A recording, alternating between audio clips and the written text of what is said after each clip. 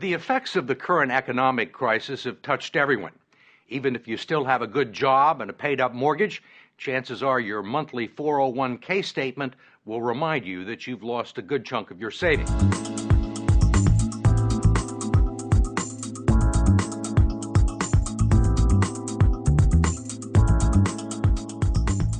Hi, Garrett Gunderson here, author of Killing Sacred Cows.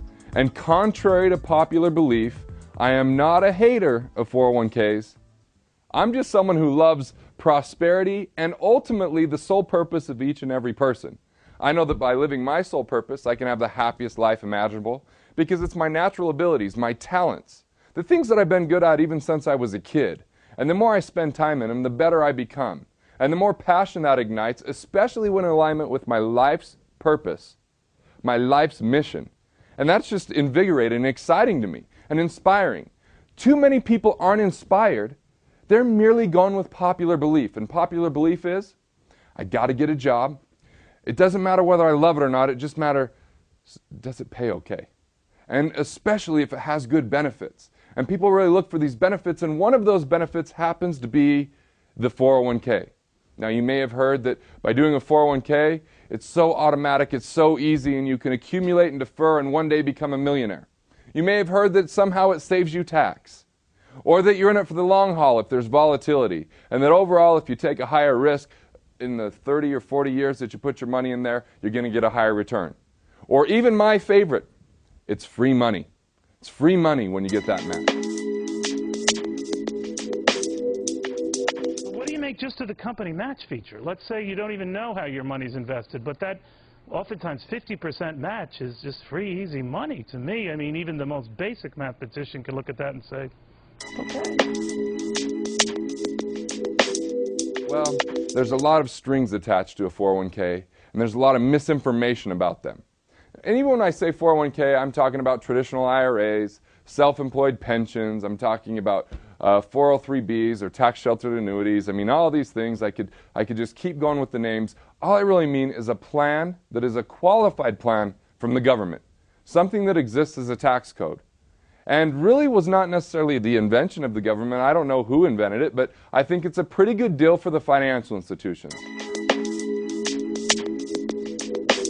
When employers began turning 401ks into retirement plans, the financial community was not shy about promoting them as such. The prospect of trillions of dollars in the hands of unsophisticated investors opened the door for all sorts of potential abuses. The fact is that the typical 401k investor is a financial novice. They don't know a stock from a bond.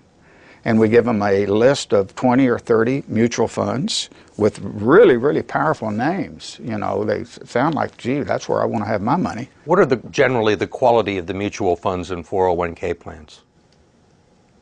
Mediocre. I'm going to be real honest with you. With half the funds on the list, really dogs, what people would characterize as dogs, shouldn't be on the list to start with. Because not only do they get your money, they get the tax money that you owed, and which means they've got the government's money. They also have restrictions of when you can actually get to the money. And if you go look at people, especially those that are in retirement now or in their elderly years, if they've got one of these plans, are they really spending it? Are they really enjoying it? Or are they afraid that if they spend it, they might have to pay tax? It might increase the tax on their Social Security benefits. It might just be that they're thinking, well, I can leave this behind to my heirs. Now, there's ramifications to all of these things. There's consequences, most of them unavoidable, just inherent to the rules of the plan. 401k drop was tremendous, is tremendous at this point in time, and that's where the savings was. So that's our hurt right now. We can't live our vision of our dream of retirement.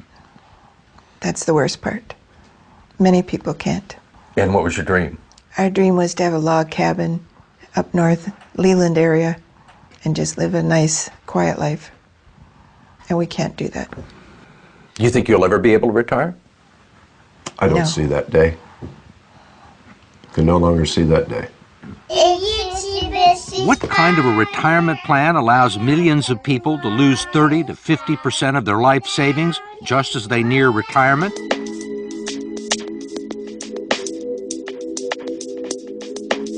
coordinated strategy, there might be times that these plans work.